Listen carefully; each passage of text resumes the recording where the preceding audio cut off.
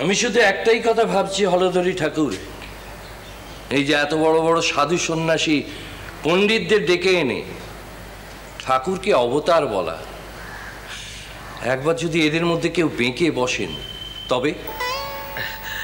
আমি কি বলি বলুন তো, আমার কি এসবে কিছু বলা সাজে?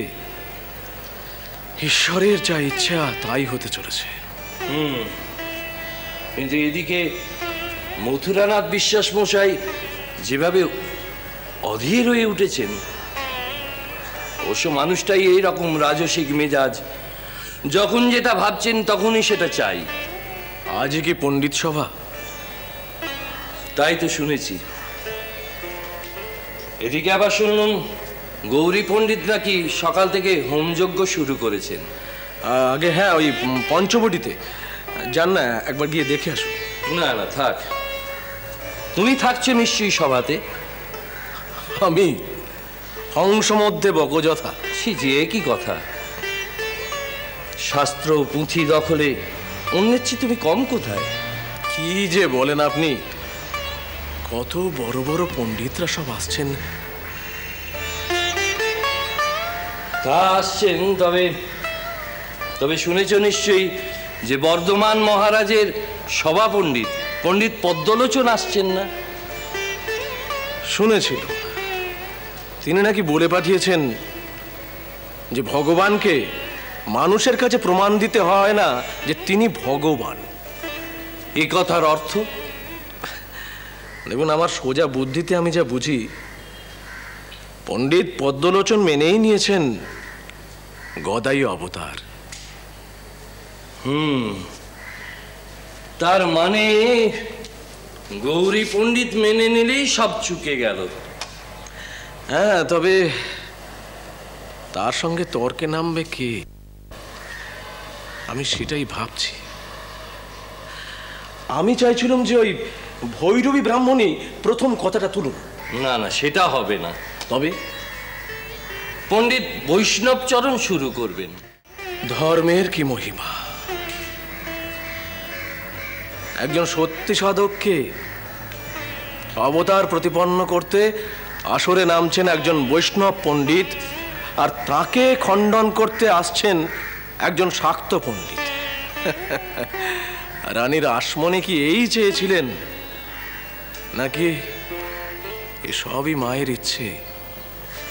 ভাগীরথীর এক ঘাটে বৈষ্ণব, শাক্ত, শৈব সবাইকেই জল খাওয়াচ্ছেন। তা যা বলেছ, জানো আজকের সবাই যে অনুভব করছে আমি উত্তেজনা, সেটা কিন্তু প্রথম সভাতে আমি অনুভব করিনি। কেন, আজ আপনার কি মনে হচ্ছে? না, তেমন কিছু মনে হচ্ছে না। তবে ঠাকুর সেদিনকে আমাদের গৌরী পণ্ডিতকে যা করলেন, ওই হারে রে রে রে রে, সভা শুরু হওয়ার আগেই দুপক্ষ যেভাবে ঠোকাঠুকি শুরু করলো, আমার মনে হয় না যে গৌরী পণ্ডিত এত সহজে ঠাকুরকে ছেড়ে দেবেন। কই গো, কই গো, জানবাজারের কুলোগুরু এসেছে শুনলাম। ওই তো, কি গো, কি হবে গো আজ? কেন, কি সমস্যা হয়েছে? বারে আজ যে আমার পরীক্ষা হবে শুনলুম। এবার কে বিচার করবে জানো? কে? সেই যে গো ডাকাততান্ত্রিক গৌরী পণ্ডিত এসেছিল না, ইদেশ গ্রামের লোক। ঘাবড়েছিস তো? তোর যেমন তাল, ও হারে রে করলো তো তুইও করলি। তোর কি তখন মাথাটা খারাপ হয়ে গেছিল নাকি? এখন বস চালা। কেন গো? হ্যাঁ, সে কি করবে আমার? কিছুই না, করবে আবার কি? তোকে যদি বলে যে তুমি অবতার, প্রমাণ দাও, কি বলবি? বলবো আমার কি ঠেকা অবতার বলার নিজেকে? যারা ডেকে এনেছে তোমাকে তাদের কাছে চাও, তাদের কাছে প্রমাণ জবাব সব চাও। প্রমাণ দাও বললেই হলো। আমি যেন প্রমাণের তহবিল নিয়ে বসেছি বিলোবার জন্য। দিব্যি ছিল দক্ষিণেশ্বরে মায়ের মন্দিরে জগন্মাতার সাধন ভজন করে দিন কাটছিল। ওই যোগেশ্বরী বামুনি বেটি ভৈরবী কোত্থেকে নৌকো এনে ঘাটে ভেড়ালো, নেমেই আবিষ্কার করলো আমি নাকি অবতার। শ্রী চৈতন্য মহাপ্রভুর গা জ্বালা আমার গায়ে। তারপর কি সব চন্দন বাটা লাগানো টাগানো শুরু করলো। তবে তবে একটা কথা হলদার দাদা, গা জ্বালা ভাবটা কিন্তু মেরে দিয়েছে। আর পাশটা না গো, ওই যে গো 3 দিন ধরে চন্দন বাটা লাগালো, সুগন্ধি মালা পরালো, তারপর থেকে আর গায়ের জ্বালা ভাবটা নেই গো। চৈতন্য চিহ্ন? হ্যাঁ, চৈতন্য চিহ্ন। ওই আসছে গৌর পণ্ডিত, এবার তোমাদের সকলের মুখ বন্ধ করে দেবে।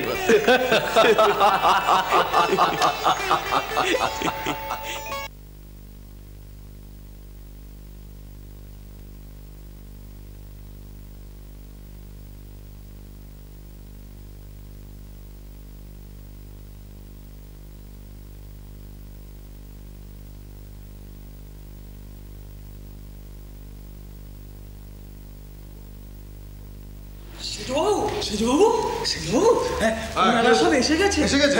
আর ডেকে নিয়ে এসো, ডেকে নিয়ে এসো।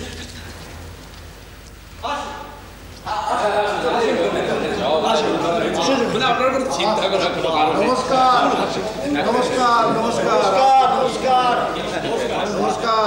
বন্দোবস্ত। নমস্কার নমস্কার নমস্কার। বড় প্রীত হয়েছি আপনাদের উপস্থিতিতে। মানে আপনি কুশল তো? আপনাদের আশীর্বাদে কুশল। মানে আজকের অনুষ্ঠানটি বড়ই মহার্ঘ। নিশ্চয়ই, আপনি কোনো চিন্তা করবেন না। ধন্যবাদ দেবী ভবতারিণীর কৃপায় সব ঠিক হয়ে যাবে। ধন্যবাদ। আপনাদের উপস্থিতিতে আমি বড়ই প্রীত হয়েছি। নিত্য, আগে সেজবাবু, হ্যাঁ, তুমি এনাদের আসন দেখিয়ে দাও। এনাদের আপ্যায়নের জন্য কোনো ত্রুটি না হয় সেদিকে লক্ষ্য রেখো। ঠিক আছে। আপনারা আসন গ্রহণ করুন। হ্যাঁ, নিশ্চয়ই। কৃষ্ণকিশোর বাবু, আপনি দয়া করে একটু এদিকে আসবেন।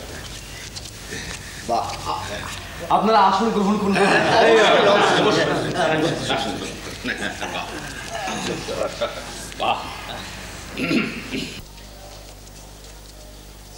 ব্যাপার কি সেজবাবু? আমি তো গতিক বুঝতে পারছি না। এখনো তো পণ্ডিত বৈষ্ণবচরণ এলেনই না। হ্যাঁ, আমিও তো তাই ভাবছি। কলকাতার ওদিকে কোনো গোলমাল আছে বলে তো খবর পাইনি যে আটকে যাবেন। শেষে রণে ভঙ্গ দেবেন না তো? সে কি, আপনি কি বলছেন? তাহলে তো সর্বনাশ। হ্যাঁ, ভৈরবী ব্রাহ্মণই বা কোথায়? মহাতাপস, ওগো মহাতাপস, তুমি জাগো। তুমি নিজে থেকে না ফিরলে আমরা যে অসহায়। দয়া করো, দয়া করো দেব, দয়া করো।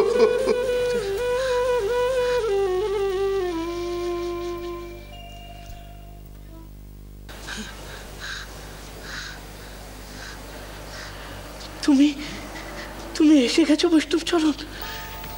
এত দেরি করে এলে কেন? সামনে কত বড় সমুদ্র, বাঘ পিতন্ডা, তর্কে ঝড় উঠবে। আর তোমার কোনো কাণ্ডজ্ঞান নেই। হ্যাঁ,